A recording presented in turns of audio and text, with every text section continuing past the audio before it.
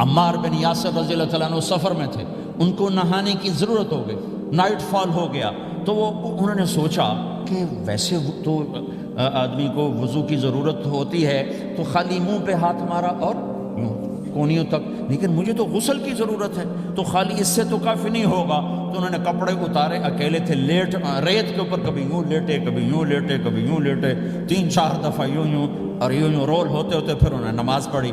آئے اللہ کے نبی کی بارگاہ میں، یا رسول اللہ مجھے رات کو نہانے کی ضرورت پڑ گئی، تو میں نے کہا وضو کے لیے تو خالی یہ 2 دفعہ کرنا کافی ہے، تو یہ تو نہانا تھا، تو میں تو ریت میں خوب رول ہوتا رہا۔ میرے نبی نے انما یکفیک ضربتان، ارے سیدھے بندے عمار، اس کے لیے بھی اتنا ہی کافی تھا کہ تو یوں کرتا اور یوں کرتا اور تو پاک ہو جاتا۔ اللہ نے اس نبی کے طفیل، اس محبوب مصطفیٰ صلی اللہ علیہ وسلم کے طفیل، اللہ نے کیا کیا سہولتیں اور آسانیاں ہمیں عطا فرمائی۔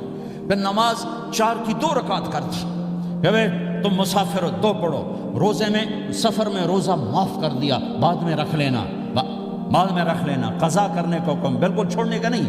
اور کہا کہ بھائی مریض ہو چھوڑ دو، مسافر ہو چھوڑ دو، اور نماز 2 رکعت کر دو، سنتیں چھوڑ دو۔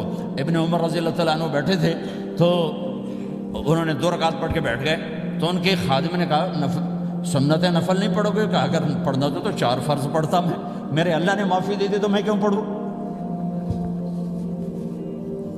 میرے نبی نے سفر میں سنتیں نہیں پڑھی کبھی، اپنی امت کو سہولت دینے، فجر کی سنتیں 2 پڑھتے تھے، اس کے علاوہ سنتیں نہیں پڑھی تاکہ میری امت کو سہولت ہو، آسانی ہو۔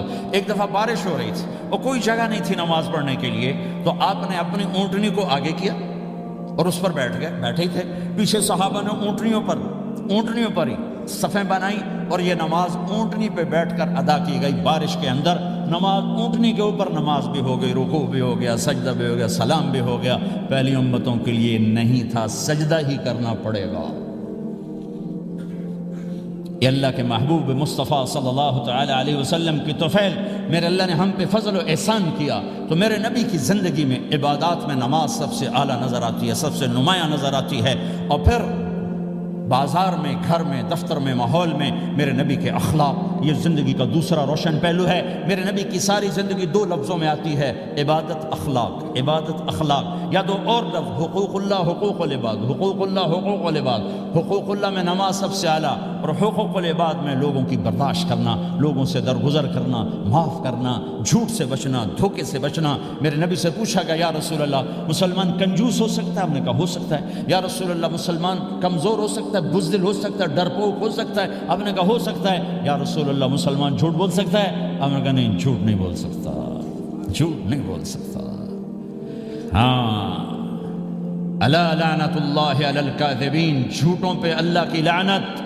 اس لعنت کے ساتھ 400 پاؤنڈ بچا لیے، 4000 بچا لیے، 4 ملین بچا لیے، 4 بلین بچا لیے، 4 ٹریلین بچا لیے، ساری دنیا کو بچا لیا، اور اوپر اللہ کی لعنت پڑی تو اللہ کی قسم گھاٹے کا سودا ہے۔